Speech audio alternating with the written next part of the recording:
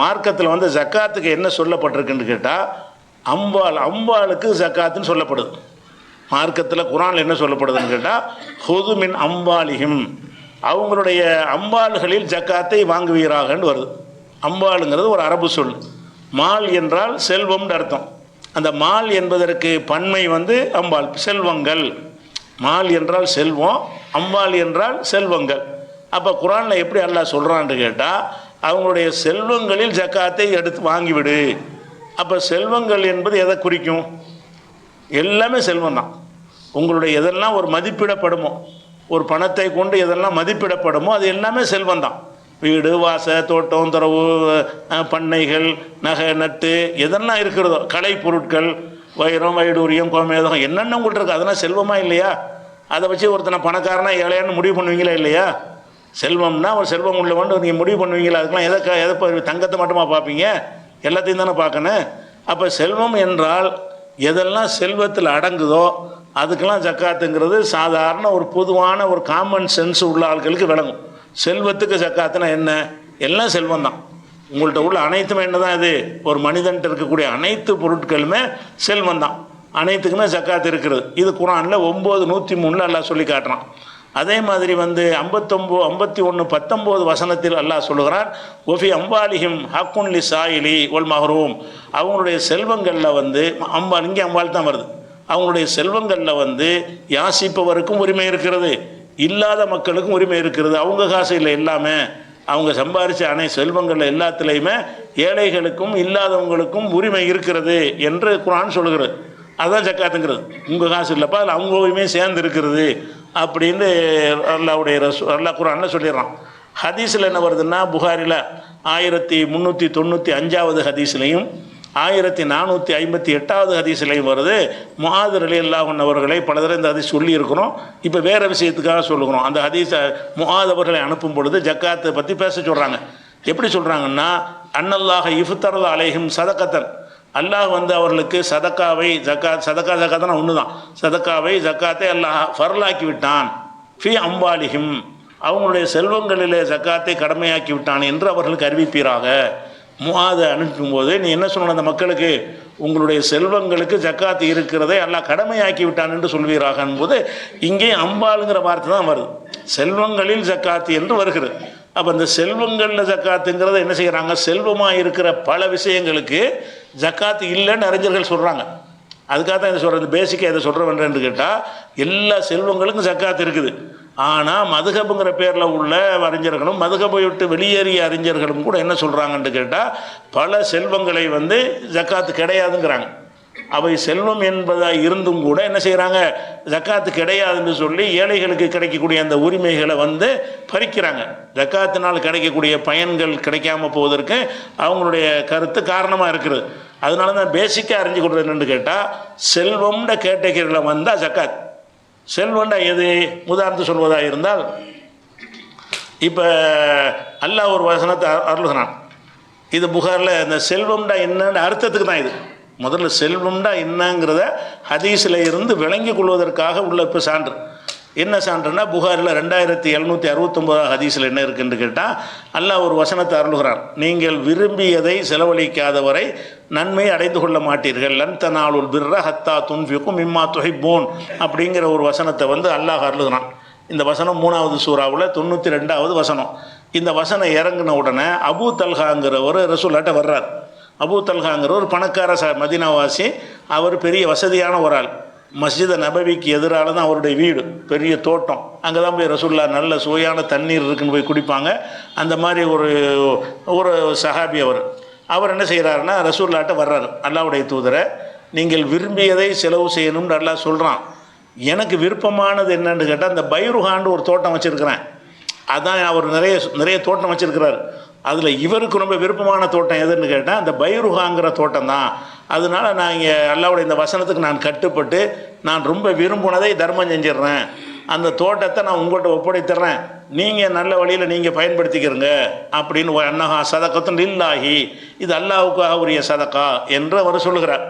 சொன்னோர் ரசூலுல்லாஹ் என்ன செய்கிறாங்கன்னா, இல்லைப்பா அப்படி செய்யாத, தாக்க மாலுன் ராபிஹுன், அது நல்ல லாபம் தரக்கூடிய நிலம்பா, சொத்தாக இருக்குது, அதை போய் நீ கொடுக்காதேங்கிறாங்க. இல்லை இல்லை நான் தான் கொடுக்க போகிறேன் அப்படிங்கிறார். அப்போ கொடுக்குறதா இருந்தால் என்கிட்ட தர வேணாம், உன் சொந்தக்காரங்களுக்கு பிரித்து கொடு. அரான் தஜாலஹா பைன ஃபில் அக்ரபீன, உன் உறவினர்களுக்கு கொடு. அல்லாவுக்காக கொடுக்க தர்மம் செய்ய நினச்சிட்டீங்கள, அதை என்கிட்ட தந்து நான் பொது விநியோகம் பண்ணாமல் நீ என்ன செய்யணும், உறவினர்களுக்கு பிரித்து கொடுன்ற உடனே அவர் உறவினர்களாக இருந்தவர்களுக்கு என்ன செஞ்சார், பிரித்து கொடுத்தாரு அப்படிங்கிற இந்த ஹதீஸ். இந்த ஹதீஸில் அவர் என்ன சொல்லுவார் ரசூலுல்லாஹ்ன்னு கேட்டால், ஓ இன்ன அஹப்ப அம்பாலி, என்னுடைய அம்பாள்களில் விருப்பமானது பைருகாம்பார். தோட்டத்தை அம்பாளில் சேர்க்குறாரு. அம்பாள்னா செல்வங்கள்ங்கிறோம்ல, அவர் அந்த பைருகாவுடைய தோட்டத்தை பற்றி ரசூலுல்லாஹ்ட்ட பேசும்போது என்ன வார்த்தையை சொல்கிறாருன்னு கேட்டால், ஓ இன்ன அஹப்ப அம்பாலி, நான் வைத்திருக்கிற அம்பாள்களின், அதாவது செல்வங்களின் மேலானது பைருகா தாங்கிறார். அப்போ ஒரு தோட்டம் துறவுனா வராதுங்கிறாங்கல்ல, தோட்டம் ஒரு 1000 ஏக்கர் வாங்கி போட்டிருந்தா அதுக்கு ஜக்காத்து இல்லைங்கிறாங்க. விவசாயம் பண்ணால் தான் ஜக்காத்தான், அதுக்கு நிலத்துக்கு ஜக்காத்து கிடையாது. கோடி ரூபாய்க்கு வாங்கி போட்டாலும் ஜக்காத்து இல்லை என்றெல்லாம் அறிஞர்கள் சொல்கிறாங்க. ஆனால் மாலுங்கிறதுல எது சேருது, இப்போ தோட்டத்தையும் மாலுங்கிறார். என்னுடைய மால்கள்லே அம்பாள்கள்லேயே சிறந்தது பைருகாங்கிறார். இது புகாரில் வரக்கூடிய ஒரு ஹதீஸ். அதே மாதிரி இன்னொரு ஹதீஸ் என்னென்னு கேட்டால், இது பெரிய ஹதீஸு, இது புகாரில் 3007வது ஹதீஸு. இதில் ரசூல் ஸல்லல்லாஹு அலைஹி வஸல்லம் மக்காவின் மீது படையெடுத்து செல்ல முடிவெடுப்பாங்க. மக்கா வெற்றிக்கு போவாங்கள்ல, மக்கா வெற்றி கொள்வதற்காக படையெடுக்க மசூரா பண்ணுவாங்க. அந்த செய்தி என்ன செய்வார்னு கேட்டால், ஒரு சஹாபி மக்காவாசிகளுக்கு கடிதம் மூலமாக தெரிவிச்சிருவார். அவர் பேர் ஹாத்திபு பின் அபி பல்தாங்கிற ஒரு சஹாபி. அவர் ரசூலுல்லாஹ் அது மாதிரி படையெடுத்து வர மாதிரி இருக்கிறாங்க அப்படின்னு சொல்லி அவங்களுக்கு வேண்டப்பட்ட ஆட்களுக்கு கடிதம் மூலமாக எழுதி கொடுப்பாரு. அந்த கடிதம் போகிற செய்தி ரசூலுல்லாஹ்வுக்கு தெரிஞ்சிடும். வகையில் தெரிஞ்சா அல்லது உளவுத்துறையை வச்சு தெரிஞ்சாங்களான்னு தெரியல, தெரிஞ்சு போயிடும். தெரிஞ்சவொடனே செய்கிறாங்கன்னா, இந்த மாதிரி ஒரு கடிதத்தை ஒரு பெண்மொழியாக கொடுத்து விட்ருக்கிறாரு, அந்த கடிதத்தை கைப்பற்றிட்டு வாங்க அப்படின்னோடனே சஹாபாக்கெல்லாம் அலி இவங்கெல்லாம் போய் ஒரு பெண்ணு போகிறத பார்க்குறாங்க. கடிதத்தை கொடுன்னு கேட்குறாங்க. கடிதம்லாம் இல்லைங்கிறாங்க. இல்லைன்னா நாங்கள் வேறு மாதிரி நடவடிக்கை எடுக்க வேண்டியிருக்கும், ஆடையெல்லாம் அவிழ்த்து எடுக்க வேண்டியனால வரும்னு சொன்ன உடனே அந்த கொண்டையில் அந்த கடிதத்தை ஒழிச்சு வச்சுருக்க அந்த பெண்ணு அந்த கடிதத்தை கொடுத்துட்றாங்க.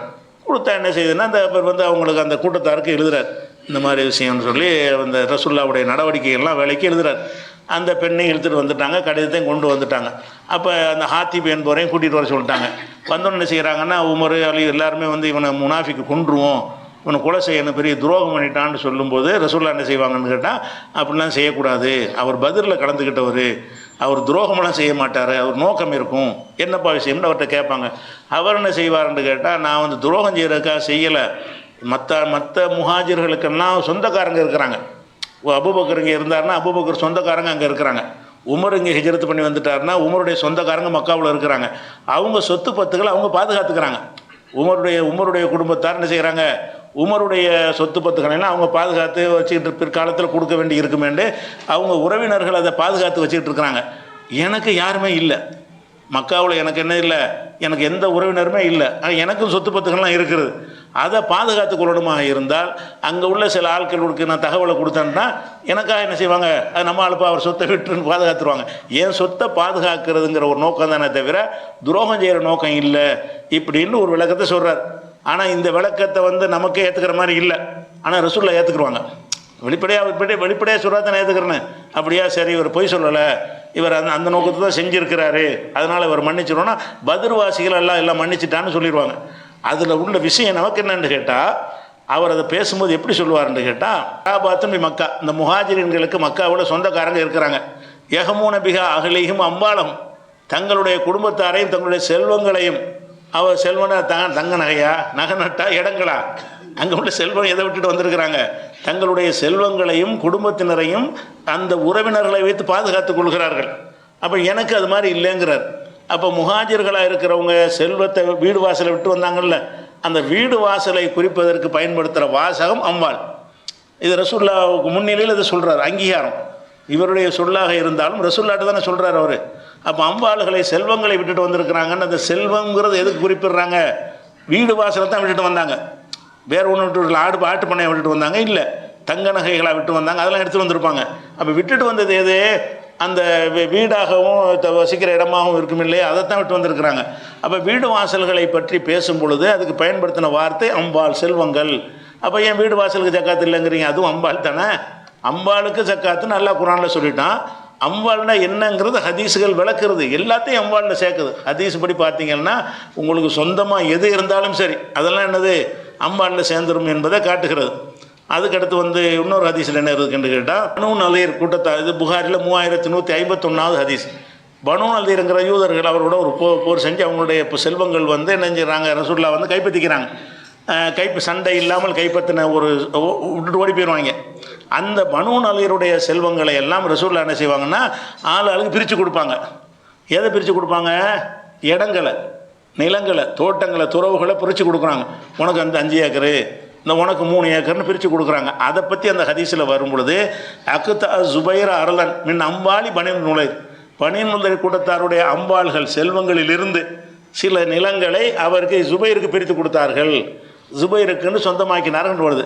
அவங்க வச்சுட்டு போன நிலங்களுக்கு என்ன வார்த்தை பயன்படுத்தப்படுது?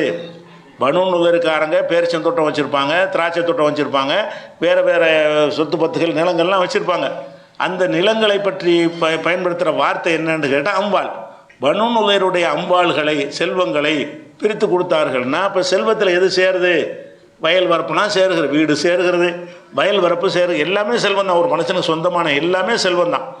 அதே மாதிரி சஹாபாக்கள் ஹிஜ்ரத்து பண்ணி வந்தாங்கல்ல, அவங்கள பற்றி அல்லாஹ் சொல்லும்போது என்ன செய்கிறான்னு கேட்டால், 5:59வது சூராவோட 8வது வசனத்தில் சொல்கிறான், லில் ஃபுகராயில் முஹாஜிரின் அல்லதீன உஹ்ருஜு மின் தியாரிஹிம் அம்பாலிஹிம், தங்களுடைய வீடுகளை விட்டும் வெளியேற்றப்பட்டார்கள், தங்களுடைய செல்வங்களை விட்டும் வெளியேற்றப்பட்டார்கள். இவங்க வெளியேற்றப்படும் போது செல்வங்களை விட்டு வெளியேற்றப்பட்டார்கள்னாலேயே தூக்கிட்டு வர முடியலாம், தூக்கிட்டு வந்திருப்பாங்க. அதை விட்டு வெளியேற்றப்படலை. எதை தூக்கிட்டு வராமல் வச்சுட்டு வந்தாங்களோ அதுதான் அம்பாளுங்கிறான். அம்பாள்களை விட்டு வெளியேற்றப்பட்டு விட்டார்கள். அப்போ அம்பாளுங்கிறது அவங்களுக்கு உடமையாக இருந்த எல்லாமே அடங்கும். செல்வங்கள்ங்கிற வார்த்தை எடுத்துக்கிட்டீங்கன்னு சொன்னால் எந்த மொழியில் எப்படி தான் அடங்கும்னா, இது அரபிக்கு தான் ஆதாரம்லாம் காட்ட தேவையில்லை. செல்வங்கள்னு நீங்கள் தமிழில் சொன்னாலும் எல்லாம் செல்வம் தானே. ஸோ சொத்து சுகம் எவ்வளோ இருக்குதுன்னு கேட்டால் என்ன செய்வீங்க? காசை மட்டுமா சொல்லுவீங்க? எவ்வளோ தேரும்னு கேட்டால் என்ன செய்வீங்க? 10 லட்ச ரூபா வச்சுருக்கா அதை மட்டுமா சொல்லுவீங்க? 1.5 கோடி ரூபாய்க்கு வீடு வச்சுருப்பா அதையும் தான் சொல்லுவீங்க. ஒரு தோட்டம் வாங்கி போட்டுருப்பார் 5 கோடி ரூபாய்க்கு அதையும் தான் சொல்லுவீங்க. ஒரு 10 கோடி ரூபா தேரும்பீங்க. அப்போ எல்லாத்தையும் தானே கணக்கில் எடுத்துக்கிறோம். ஒரு மனிதனுடைய செல்வத்தை கணக்கு எடுக்கும்போது உலகத்தில் கணக்கிட்டாலும் சரி, அல்லது அரசாங்கத்தில் போய் உனக்கு என்னென்னப்பா இருக்குன்னு கேட்டாலும் தங்கம் மட்டும்தான் உனக்கு கணக்கு, இதெல்லாம் செல்வத்தில் வராதுன்றா சொல்லுவான். எவனான்னு சொல்லுவானா? உலகத்தில் யாருமே சொல்ல மாட்டாங்க. செல்வத்துக்கு அர்த்தமே இதுதான். இவ்வளோ ஹதீஸை கொண்டு விளக்குற விஷயமே இல்லை. ஆனால் விளக்க வேண்டியிருக்கு. ஏன்னு கேட்டால் நிறைய விஷயங்களுக்கு செல்வம் இல்லைன்றாங்கங்க. செல்வம் கிடையாது, ஜக்காத்து இல்லைங்கிறாங்க. பெரிய பெரிய அறிஞர்கள்லாம் எல்லா செல்வத்துக்கும் ஜக்காத்து வாங்கன்னு நல்லா சொல்கிறான். ஆனால் அதுக்கெல்லாம் ஜக்காத்து இல்லைங்கிற சொல்கிறதுனால இதை சொல்லிவிட்டு வந்தால் தான் உங்களுக்கு சரியாக இருக்கும். எதுக்கெல்லாம் இல்லைங்கிறாங்கன்னு உங்களுக்கு விளங்கும். அதே மாதிரி அல்லாஹ் என்ன செய்கிறாங்க, ரசூலுல்லாஹ் என்ன செய்கிறாங்கன்னா, ஹஜ்ஜத்துல் விதா கடைசி ஹஜ்ஜில் ஒரு உரை நிகழ்த்துறாங்க, இறுதி உரை. நிறைய ஹதீஸ் உதாரணத்துக்கு 4403வது ஹதீஸை எடுத்துக்கொள்ளுங்கள். அதில் என்ன செய்கிறாங்கன்னா, இன்னல்லாஹ் ஹர்ரம் அலைக்கும் திமாக்கும் அம்பாலக்கும், அல்லாஹ் உங்களுடைய உயிர்களை, ஒருத்தனுடைய உயிரை ஒருத்தனுக்கு அல்லாஹ் ஹராமாக்கி விட்டான், உங்களுடைய செல்வங்களை, ஒருத்தனுடைய செல்வத்தை இன்னொருத்தனுக்கு ஹராமாக்கிட்டான்னு வருது. அப்போ இது என்ன? கொள்ளக்கூடாதுன்னு அர்த்தம். இது செல்வங்களை எடுக்கக்கூடாதுன்னு அர்த்தம். எடுக்கக்கூடாதுன்னா தங்க வெள்ளியத்தை எடுக்கக்கூடாதா, எதுவும் எடுக்கக்கூடாதான்? செல்வங்களை ஹராமாக்கிட்டான்னு வருதில்ல. அப்போ உங்கள் வீட்டு இடத்த நான் எடுத்துக்கிட்டா அது செல்வத்தில் வராதுன்னு சொல்லுவீங்களா, செல்வம்பீங்களா? உங்கள் வீட்டு தோட்டத்தை நான் கைப்பற்றிக்கிட்டான்னு தான் தோட்டம் தானே செல்வம் இல்லையம்பீங்களா? அது தோட்டம் தானே. நகையை கைப்பற்றிக்கிட்டான், நகையெல்லாம் செல்வம் இல்லைங்கிறாங்க. மறைஞ்சர் என்ன செய்கிறாங்க? நகையெல்லாம் செல்வத்தை, தங்க கட்டியாக இருந்தால் தான் வரும், நகையெல்லாம் செல்வத்தில் வராதுங்கிறாங்க. அப்போ உங்கள்கிட்ட நகையை ஒருத்தன் அபகரிச்சுக்கிட்டான், அது ஹராம் இல்லையா? செல்வத்தை ஹராமாக்கிட்டான்னு சொன்னால் அது எதையும் தானங்க எடுக்கக்கூடாது. ஒரு பேனா வச்சுருந்தா கூட எடுக்கக்கூடாது இல்லைங்க. ஒரு மனிதனுக்கு சொந்தமான ஒன்று இன்னொரு மனிதனுக்கு ஹராம் அப்படின்னா எல்லாம் தான் ஹராம். அந்த மனிதனுடைய எந்த பொருளை நீங்கள் எடுத்துக்கொண்டாலும், ஒரு செருப்பை களவாண்டுக்கு போனாலும் ஹராம் தானே, அது எல்லாம் செல்வம் தானே. அப்போ அம்பாள் ஹராம்னா என்ன அர்த்தம்? அவனுக்கு சொந்தமான அனைத்தும் ஹராம் என்று அர்த்தம். அந்த அம்பாளுங்கிற வார்த்தையை தான் இங்கே யூஸ் பண்ணுறாங்க. இன்னல்லாஹ ஹர்ரம அலைக்கும் திமாக்கும் அம்பாலக்கும், உங்களுடைய உயிர்களையும் அல்லாஹ் ஹராமாக்கி இருக்கிறான், உங்களுடைய ரத்தங்களை, உங்களுடைய செல்வங்களையும் ஹராமாக்கி இருக்கிறான்னு கேட்டால் ஒருத்தனுடைய செல்வத்தை அடுத்தவனுக்கு ஹராமாக்கி இருக்கிறான் அப்படின்னு அர்த்தம். ஒருத்தனுடைய உயிரை அடுத்தவனுக்கு ஹராமாக்கி இருக்கிறான் அப்படின்னு சொல்லும்போது இந்த வார்த்தையை ரசூலுல்லாஹ் என்ன செய்கிறாங்கன்னா பயன்படுத்துகிறாங்க. இது தகவல் வச்சுக்கிறங்க. அப்போ இந்த விஷயம் இனி சொல்லப்படக்கூடிய பல விஷயங்களுக்கு ஒரு ஆபத்துக்கு வந்துடணும். செல்வத்துக்கு உள்ள ஜக்காத்துங்கிற மனசில் வச்சுக்கிட்டிங்கன்னா எப்படியெல்லாம் உளறி இருக்கிறார்கள் நீங்கள் விளங்கி கொள்ளலாம். அதில் இப்போ ஃபஸ்ட்டு என்ன எடுத்துக்கிறோம்னு கேட்டால், இப்போ நகை நட்டு இருக்கிற நகைகள், இப்போ தங்கம்ங்கிறது தங்க காசாக வச்சுருப்பாங்க, தீனாராக வச்சுருப்பாங்க. வெள்ளிங்கிறத திர்ஹம்ங்கிற காசாக வச்சுருப்பாங்க, அது ஒரு வகை. அது போக என்ன செய்வாங்கன்னா பாலமாக கட்டியாக வச்சுருப்பாங்க, தங்க கட்டிகள் என்ன செய்வாங்க வச்சுருப்பாங்க. இது அல்லாமல் தங்கத்தையும் வெள்ளியும் நகையை அணிஞ்சு போட்டிருப்பாங்க. தங்கத்தில் செயின் போட்டிருப்பாங்க, வளையல் போட்டு, அதுக்கு தானே தங்கத்துக்கு மதிப்பே. மதிப்பு தங்கத்துக்கு மதிப்பு வர்றது எதனால தான்? அது நகையாக போடுவதற்கு உரியதாக இருக்கிறது. அது மாதிரி வேறு எதையும் நகையாக செய்ய முடியாது. அதை கருத்தில் கொண்டு தான் தங்கத்துக்கு மதிப்பு இருக்குது. இப்போ நகையாக போடுவாங்க. இப்போ நகையாக இருந்தாலும் பிஸ்கட்டாக இருந்தாலும் அல்லது காசு வடிவத்தில் இருந்தாலும் அதெல்லாம் தங்கமாக தங்கம் இல்லையா? தங்கம் தானே, அது மெட்டீரியல் தங்கம் தானே. நகைங்கிறது வடிவத்தை பொறுத்தது. தங்கத்தில் டம்ளர் வைப்பான், டம்ளர் மீங்களா தங்கம் மீங்களா? டம்ளர் தான். அது வடிவத்தில் டம்ளராக இருந்தாலும் அது மெட்டீரியல் என்ன? அது தங்கம். தங்கத்தில் ஒரு தட்டு தயாரிச்சிருக்கு, இது தட்டு தான்ப்பா. தட்டுனா எந்த மெட்டீரியலு? இது தட்டுன்னு சொல்லி தட்டுக்கு ஜக்காத்தை நாங்கள் கொடுக்கணும், தட்டு தானே அப்படின்னா என்ன சொல்லுவீங்க? ஒருத்தன் தங்கத்தட்டு வச்சுருக்கிறான், அதுவே 2 கிலோ வரும். 2 கிலோவுக்கு சாப்பாடு தட்டு ஒன்று ரெடி சாப்பிட்டு ஹராம் தங்கத்தட்டில் சாப்பிடக்கூடாது பேச்சுக்கு. தங்கத்தட்டை வச்சுருக்கிறான், ஜக்காத்து கேட்குறோம், இது தட்டு தான், தட்டுக்கு ஏன் ஜக்காத்து கேட்குற? தங்கத்துக்கு கேளு அப்படின்னா என்ன சொல்லுவீங்க? இதுவும் தங்கம் தானடா, தங்கத்திலான தட்டு செஞ்சுருக்கிறீங்க. அப்போ தட்டுங்கிறது வடிவத்துக்கு உள்ள பேர் தட்டு, மெட்டீரியலுக்கு உள்ள பேர் என்னது? தங்கம். கோழைன்னு சொல்லுவது வடிவத்துக்கு பேர், அது மெட்டீரியல் தங்கம். அதே மாதிரி தான் நகைகள் அந்த வடிவத்துக்கு பேர் தான் என்னது? செயின், வளையல், மோதிரம், இதெல்லாம் வடிவத்துக்கு உள்ள ஒரு பேர் தான். அது என்ன மெட்டீரியல், மூலப்பொருள் என்ன? அது தங்கம் தானே. அப்போ தங்கத்துக்கு ஜக்காத்துனா எல்லாம் வருமா வராதா? தங்கத்திற்கு ஜக்காத் என்று மார்க்கத்தில் சொல்லப்பட்டால் நகைக்கு இல்லைன்னு சொன்னால் அது அப்படி எப்படிப்பட்ட அறிவாளியாக இருக்கணுங்கலாம்? நகைகளுக்கு ஜக்காத்து கிடையாது இப்படி யாரெல்லாம் சொல்லியிருக்கிறான்னு பாருங்களேன். திருமதி இமாம் ஒரு ஹதீஸை தங்கத்துக்கு ஜக்காத்து இல்லைன்ற மாதிரி ஒரு ஹதீஸ் தவறான ஹதீஸை போட்டு அவர் சொல்கிறார், வகுத்தலஃப அஹ்லுல் இல்மி ஃபீ தாலிக்க. அறிஞர்கள் திருமதி நூலில் இது இருக்கும். அறிஞர்கள் இது விஷயமாக கருத்து வேறுபாடு, இதில் கருத்து வேறுபாடு தேவையே இல்லைங்க. இதில் கருத்து வேறுபாடாம், இதில் நகைக்கு ஜக்காத்தா இல்லையா என்பதில் கருத்து வேறுபாடு கொள்கிறார்கள். ஃபரஆ பஅது அஹ்லில் இல்மி மின் அஸ்ஹாபி நபி ஸல்லல்லாஹு அலைஹி வஸல்லம் ஒ தாபீன. தாபீன்களிலும் சஹாபாக்களிலும் உள்ள சில அறிஞர்கள் என்ன செய்கிறாங்கன்னு கேட்டால் ஃபில் ஹுலி ஜக்காத்தும், ஹுலி நகைகளில் ஜக்காத் என்று சொல்கிறார்கள். நகைகளுக்கு ஜக்காத் என்கிறார்கள். மாக்கான மின்ஹு தஹபுன் ஃபில்லத்தும், தங்கம் வெள்ளியிலான நகைகளாக இருந்தால் ஜக்காத் என்று சொல்கிறார்கள். யார்? சஹாபாக்களும் சில பேர் சொல்கிறார்கள், தாபீன்கள் சொல்கிறார்கள், சில அறிஞர்கள் சொல்கிறார்கள். யார் என்று கேட்டால் ஒபிஹி யகூலு சுஃபியானு சௌரி என்ற ஒரு அறிஞரும் அப்துல்லா இப்னு முபாரக் என்ற அறிஞரும், 2 அறிஞர் தான் போட்டிருக்காங்க. இவங்க தான் ஜக்காத் இருக்குங்கிறாங்க. தங்கத்தில் என்ன தானே செஞ்சுட்டு போ, தங்கம்னா தங்கம் தான், அது நீ நகையை செஞ்சுக்க, கட்டியாக வச்சுக்க. தங்கத்துக்கு ஜக்காத்து என்னவாக இருந்தாலும் ஜக்காத்தான்னு சொல்லி என்ன செய்கிறாங்க இந்த 2 அறிஞர்களும். தாபீன்களில் சிலரும், அது பேரை அவர் குறிப்பிடலை, சஹாபாக்களில் சிலரும் பேரை குறிப்பிடலை, இது சொல்லியிருக்கிறார், இது சொல்லிட்டாரு. அடுத்து சொல்கிறார் பாருங்க, ஓ கால பாது அஸ்ஹாபி நபி ஸல்லல்லாஹு அலைஹி வஸல்லம், ரசூலுல்லாஹ்வுடைய தோழர்களில் மற்றும் சிலர் சொல்கிறார்கள். அவங்க யாரெல்லாம் சொல்கிறாங்கன்னா மின்ஹும் இப்னு உமர் சொல்கிறார். ஓ ஆயிஷா நாயி சொல்கிறார்கள். ஓ ஜாபீர் இப்னு அப்துல்லா சொல்கிறார்கள். ஓ அனஸ் இப்னு மாலிக் 4 சஹாபி பேரை போட்டு சொல்கிறாரு. லைஸ ஃபில் ஹுலி ஜக்காத்துன், நகைகளுக்கு ஜக்காத்து கிடையாது. இப்னு உமர் சொன்னாங்க, ஆயிஷா நாயி சொன்னாங்க, ஜாபீர் இப்னு அப்துல்லா சொன்னாங்க. 4 பேர் சஹாபி, 4 பேர் ஒரு சிறந்த ஒரு சஹாபிகள் தான். அந்த சிறந்த சஹாபிகள் என்ன செய்கிறாங்கன்னு கேட்டால் லைஸ ஃபில் ஹுலி ஜக்காத்துன், நகைகளுக்கு ஜக்காத் இல்லை என்று சொல்லியிருக்கிறார்கள். ஓ ஹாக்கதா ருவிய, இப்படித்தான் அறிவிக்கப்பட்டிருக்கிறது. அன்பாலி ஃபுகஹாய் தாபீன்களுடைய அறிஞர்கள் வழியாகவும் சிலர் வழியாகவும் இப்படித்தான் அறிவிக்கப்பட்டிருக்கிறது. இமாம்கள் யார் யார் சொல்லியிருக்கான்னு கேட்டால் ஒபிஹி யகூலு மாலிக் இப்னு அனஸ் மாலிக் இமாம் இதைத்தான் சொல்கிறார். ஓ ஷாஃபி இமாம் இதைத்தான் சொல்கிறார். ஓ அகமது இமாம் இதைத்தான் சொல்கிறார். ஓ இசாக் இமாம் இதைத்தான் சொல்கிறார். 3 மதுஹபில் ஜக்காத்து கிடையாது நகைக்கு. 3 மதுஹபில் உள்ள இமாம் யார்? மாலிக் இமாம் சொல்கிறாரு, அபு ஹனீஃபா தான் இருக்குங்கிறாரு. மாலிக் இமாம் சொல்கிறாரு, ஷாஃபி இமாம் சொல்கிறாரு, அகமது இமாம் சொல்கிறாரு, இசாக்குன்னு ஒரு இமாம் இருந்தார், ஃபேமஸ் அவரையும் சேர்த்துக்கிட்டார். அந்த 4 இமாமும் என்ன சொல்கிறாங்கன்னு கேட்டால் ஜக்காத்து கிடையாது, நகைகளுக்கு ஜக்காத்து கிடையாது என்று திருமதி அவர்கள் என்ன செய்கிறாங்க அந்த நூலில் குறிப்பிடுறாங்க. இப்போ நகைகளுக்கு ஜக்காத்து கிடையாதுங்கிறதுக்கு நான் சொன்ன அந்த செல்வங்களில் ஜக்காத்து நல்லா சொல்லிட்டான்ல, அதை சிந்தித்தாலே என்ன செய்ய இருக்குன்னு விளங்கிக்கலாம். அப்போ சஹாபாக்களில் ஆயிஷா இப்னு உமர் ஜாபீர்லாம் சொன்னாங்கன்னா சொல்லியிருக்கிறாங்க. சொன்ன அதனால என்னங்கிறேன், யார் கரெக்டாக சொன்னாலும் அதை எடுத்துக்கிறேங்க. அவங்கள மறுமையில் நம்ம காப்பாற்றுவாங்க. ஆயிஷா நாயோ ஜாபீர் அவர்களோ இப்னு உமரோ அந்த செல்வம் அவங்க தப்பாக புரிஞ்சுக்கிட்டு சொல்லியிருக்கலாம். ஆனால் செல்வத்துக்கு ஜக்காத்துங்கிறதுக்குள்ள அதை அடங்கக்கூடிய நேரத்தில் இந்த 4 பேர் செஞ்சார்கள் என்ற ஒரு வாசகத்தை வைத்து கொண்டு என்ன செய்கிறாங்கன்னா ஜக்காத்து கடமை கிடையாது, நகைக்கு கிடையாதுங்கிறாங்க. இது எங்கே கொண்டே விடும்?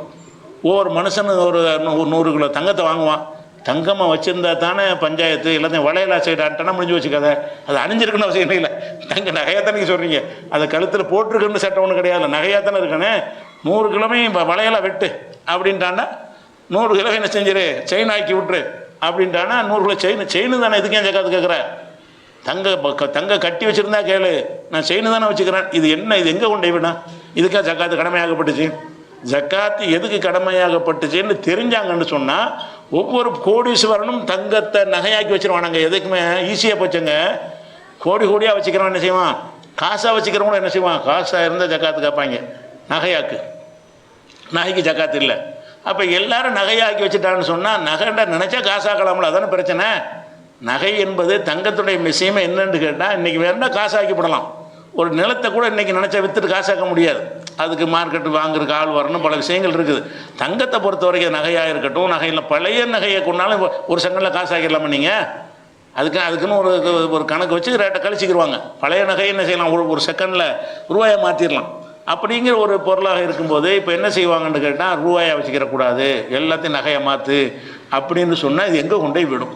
அப்போ இதை சொன்னவர்கள்லாம் யார்? பெரிய பெரிய அறிஞர்களாக தான் இருக்கிறாங்க, சரிஞ்ச மதிப்புக்குரிய அறிஞர்களாக இருக்கிறாங்க.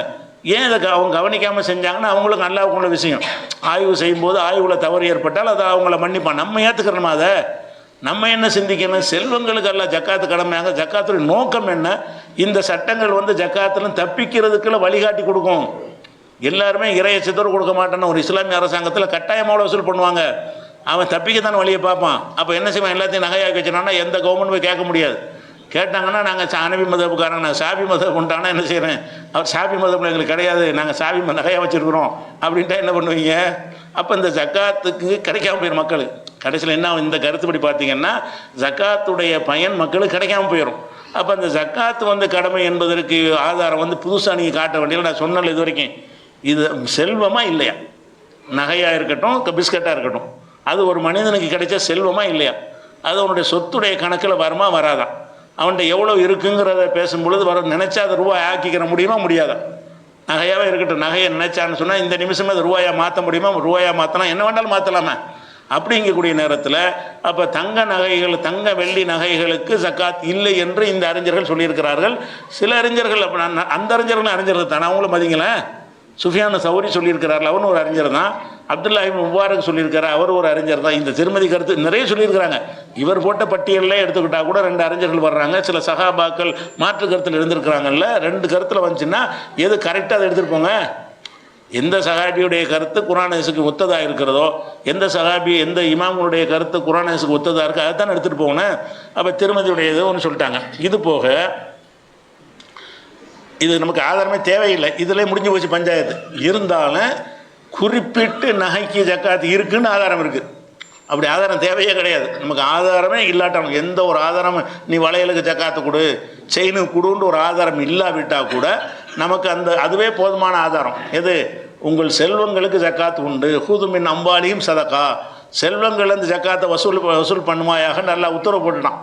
அப்போ ஒஃபி அம்பாலியும் அக்குன்லி சாயலி ஒரு மஹரூம்னு நல்லா கட்டளை இட்டான். அப்போ ஏழைகளுக்கும் இல்லாதவர்களுக்கும் உங்கள் செல்வங்களில் என்ன இருக்குது? பங்கு இருக்குது. அப்படிங்கும் பொழுது அதுவே நமக்கு போதும், வேறு ஆதாரம் புதுசாக காட்ட வேண்டியது இல்லை. ஆனாலும் சில ஹதீஸுகள் வருது. எப்படி ஹதீஸ் வருது? நசையிலையும் அபூதாவுதுலையும் வரக்கூடிய ஹதீஸ் என்ன வருதுன்னு கேட்டால், ஏமன்கிற பகுதியில் இருந்து ஒரு பெண்மணி ரசூலுல்லாஹ்ட்ட வர்றாங்க. யமன்கிறோம்ல, யமன் நாடு, அந்த யமன்கிற நாட்டிலிருந்து ஒரு பெண்மணி ரசூலுல்லாஹ்ட்ட அவங்களுடைய மகளை கூட்டிகிட்டு வர்றாங்க. அந்த மகளுடைய கையில் கடினமான தங்கத்தலான 2 காப்புகள் இருக்குது. அந்த மகள் 2 மகளை கூட்டிகிட்டு வர்றாங்க. அந்த மகளுடைய கையில் என்ன இருக்குது? நல்ல கனமான தங்க காப்பு 2 மாட்டப்பட்டிருக்கிறது.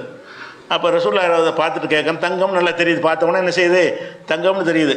வெளியே அந்த அடிப்படையில் அந்த நகை தெரிஞ்சிருக்கு, ரசூலுல்லாஹ்வுக்கு தெரிகிற மாதிரி இருக்குது. அப்போ கேட்குறாங்க, அது அத்தீன ஜக்காத்தகாதான், இதுக்கு ஜக்காத்து கொடுத்துட்டீங்களா? அணிஞ்சிருக்கு நகைக்கு இல்லைன்னா அந்த கேள்வி கேட்க வேண்டியதில்லை. நகைக்கு ஜக்காத்து இல்லைன்னா நகை என்ன பிரச்சனை இல்லை, நீங்கள் கட்டியாக வச்சுருந்தா தான் அப்படி போயிருப்பாங்களே, இதை கொஸ்டினே பண்ணியிருக்க மாட்டாங்களே. ரசூலுல்லாஹ் என்ன கேட்குறாங்க? அது அத்தீன ஜக்காத்தகாதா, இதனுடைய ஜக்காத்தை கொடுத்துட்டீங்களான்னு கேட்குறாங்க. அந்த அம்மாட்ட கேட்குறாங்க. அந்த அம்மா சொல்கிறாங்க காலத்தில் இல்லை. அப்போ ரசூலுல்லாஹ் சொல்கிறாங்க, அப்போ தங்க நெருப்பாலான 2 காப்புகளை அல்லாஹ் மறுமையில் அணிவிப்பது உங்களுக்கு திருப்தியா? அதை ஏற்றுக்கிறீங்களான்னு கேட்குறாங்க. ஜக்காத்து கொடுக்காவிட்டால் அப்படி வருங்கிறாங்க. நீங்கள் ஜக்காத்து கொடுக்கலை என்று சொன்னால் இதே தங்க காப்பு வந்து நெருப்பால் செய்யப்பட்டு என்ன செய்யப்படும், நெருப்பு காப்புகளாக உங்கள் கையில் மாட்டப்படும் என்றால் அது உங்களுக்கு திருப்தி அளிக்குமா, அது சந்தோஷப்படுவீங்களான்னு கேட்குறாங்க. அப்படி இல்லைன்னு ரசூல்லா என்ன செய்வாங்க, அந்த இல்லைன்றுவாங்க. அப்போ ரசூல்லா அந்த அம்மா என்ன செய்வாங்கன்னா 2 காப்பையும் கலட்டி தூக்கி ரசூல்லாட்ட போட்டுட்டு நீங்களே வச்சுக்கிறீங்க, எனக்கு வேணாம், இந்த தங்கமே எனக்கு வேணாம் அப்படின்னு போட்டுருவாங்க. அதுக்கு பிறகு ரசூல்லா திருப்பி கொடுத்தாங்கன்னு வரல. ஒரு தேவையானது சொல்லுவாங்களே தவிர தூக்கி போட்டாங்கன்னு வருது. தூக்கி போட்டால் ரசூல்லா எடுத்துருக்க மாட்டாங்க, நீ நம்ம ஜக்காத்தை கொடுமா அப்படி தான் சொல்லியிருப்பாங்க. ஆனால் வரல. இவ்வளோதான் ஹதீஸில் வருது. நமக்கு தேவை என்னன்னு கேட்டால், நகையை தான் அணிஞ்சிருந்தாங்க, நகையை அணிஞ்சிட்டா இந்த கேள்வியை கேட்கணும், ஜக்காத்தை கொடுத்துட்டியான்னு கேட்கணும். அப்போ நகைங்கிறது மேட்ரு கிடையாது, தங்கமாக என்னங்கிறது மேட்ரே தவிர நகையாங்கிறது மேட்ரு கிடையாது. நீ வச்சுக்கிறது தங்கம், அதுக்கு மதிப்பு இருக்கிறது. மதிப்புள்ள ஒரு இரும்பு வலையில் போட்டுருந்தா கேட்டிருக்க மாட்டாங்க, அது எந்த மதிப்பும் வராது. ஜக்காத்து கொடுக்குற அளவுக்கு அது வராது. தங்கத்தில் இருக்க போய் என்ன செய்கிறாங்க, அதுக்கு மதிப்பு இருக்க போய் கேட்குறாங்க, ஜக்காத்தை கொடுத்துட்டியான்னு கேட்குறாங்க. இது நசையிலையும் அபுதாவுலையும் வந்திருக்கக்கூடிய ஒரு ஹதீஸ். அப்போ இதில் என்ன செய்யுதுன்னா ஜக்காத் இருக்குன்னு விளங்குறது. அதுக்கடுத்து அபுதாவுதில் வரக்கூடிய இதெல்லாம் இந்த ஹதீஸெல்லாம் கூடுதல் சப்போர்ட்டுக்கு தான். இந்த ஹதீஸ்லாம் உங்களுக்கு தெரிய தேவையே இல்லாட்டாலும் ஜக்காத்து, நகைக்கு ஜக்காத்து என்பது நிறுவனமாயிரும். நகைங்கிற செல்வமாக இல்லையா, அதில் நின்றுட்டாலே சரியாக வந்துடும். ஆனால் இது கூடுதல் விவரத்துக்காக தான் இதெல்லாம். அதே மாதிரி வந்து உம்மு சலமாண்ட ரசூலுடைய மனைவி, அவங்க அறிவிக்கிறாங்க, குன் அல்பஸ் அவுலாஹமின் தாபின், நான் தங்கத்தால் சில காப்புகளை நான் வந்து அவுலாஹன்னு சொன்னால் அந்த காலில் போடக்கூடிய, அதாவது கொலுசுமாங்கல்ல, காலில் அதுமே ஒரு வளையல் மாதிரி போடுவாங்க, காலில் அணிகிற ஒரு நகைன்னு வச்சுக்கிறேங்க. நான் அந்த மாதிரி தங்கத்தாலான ஒரு காலில் அணியக்கூடிய நகையை நான் அணிந்திருந்தேன். அணிஞ்சிருந்தவொன்னே ரசூலுல்லாஹ்ட்ட அணிஞ்சிட்டு கேட்குறாங்க, அல்லாஹ்வுடைய தூதரை, கன்சுன் ஹுவ, இது வந்து அதாவது கன்சுன்னு சொன்னால் குர்ஆனில் ஒரு வசனம் வருது, யார் தங்கம் வெள்ளியை சேமித்து வைத்துக் கொள்கிறார்களோ அவங்களுக்கு நான் அந்த சூடு போடப்படும்னு ஒரு வசனம் வருதுல்ல. அதில் வந்து கன்ஸுங்கிற வார்த்தையை எல்லாம் பயன்படுத்துகிறோம். சேமித்து வைத்துக் கொள்வதற்கு என்னது கன்ஸு, யார் சேமித்து வைத்துக் கொள்கிறார்கள்னு வருது. அப்போ இவங்க கேட்குறாங்க, இதெல்லாம் கன்ஸில் சேருமா, அதாவது தங்கம் வெள்ளியை சேர்த்து வைத்தால் நரகம்னு வருகிறத நான் இப்போ தங்க காப்பு போட்டிருக்கிறேன்னே, இது வந்து அதில் சேருமா, அடங்குமான்னு கேட்குறாங்க. கன்சுன் ஹுவ, அடங்குமான்னு கேட்குறாங்க. அப்போ ரசூலுல்லா சொல்கிறாங்க, மா பலக அன்து அத்தா ஜக்காத்து, இந்த ஜக்காத்து கொடுக்குற எல்லையை அடைந்து ஜுக்கிய ஜக்காத்தும் கொடுக்கப்பட்டு விடுமையானால் ஃபலைசபி கன்சின், அது கன்சு சேமித்ததில் சேமித்து கொண்டார்கள்ங்கிறது வராது. நீ வச்சுக்கிற அந்த நகை வந்து ஜக்காத்து கொடுக்குற அளவை அடைந்து ஜக்காத்தும் கொடுத்து விட்டாயானால் என்ன இல்லை, கன்சு இல்லை. ஜக்காத்து கொடுக்காவிட்டால் கன்சுன்னா தண்டனை இருக்குன்னு அர்த்தம், சூடு போடப்படும் அர்த்தம். ஜக்காத்து கொடுக்காமல் சேர்த்து வைத்தார்களே ஆனால் அந்த செல்வங்களை கொண்டு என்ன செய்யப்படும், விழாக்கள்லையும் முதுகள்லையும் முகத்திலையும் சூடு போடப்படும் அல்லாஹ் சொல்கிறான். அதில் சேருமான்னு கேட்குறாங்க உம்மு சலமா. நான் போட்டிருக்கிறேனே, தங்கத்தை சேர்க்கக்கூட நல்லா சொல்கிறானே, நான் தானே தங்க காப்பு 2 வச்சுருக்கிறேன், காலுக்கு அணியக்கூடிய தங்க நாணயம் தங்க ஆபரணத்தை வச்சுருக்கிறேன், இதுக்கு அந்த குற்றத்தில் சேருமா, நான் இதை அணிகிறதுனால எனக்கு அந்த தண்டனை கிடைக்குமான்னு கேட்குறாங்க. அப்போ ரசூலுல்லாஹ் சொல்கிறாங்க, உனக்கு அந்த ஜக்காத்து கொடுக்குற அளவில் அது இருந்து நீ ஜக்காத்தும் கொடுத்து விட்டாயானால் ஃபலைசபி கன்சின், அது கன்ஸில் வராது. இதில் என்ன கிடைக்குது, ஜக்காத்து கொடுக்கணும்னு வழங்குதில்ல, நகைக்கு தானே கேட்குறாங்க. நீ நகை அணிந்தாலும் சரி, அது ஜக்காத்து கொடுக்கலன்னு சொன்னால் அது தங்க கட்டி வெள்ளி கட்டிய பாலமாக சேர்த்து வைக்கிறாங்கல்ல, அந்த கணக்கில் தான் இது வரும். ஜக்காத்து கொடுக்காமல் தங்க பாலங்களை சேர்த்து வைப்பதும் ஜக்காத்து கொடுக்காமல் தங்க நகைகளை அணிந்து கொள்வதும் ரெண்டும் சமம்தான். அதான் இதில் விளங்குது.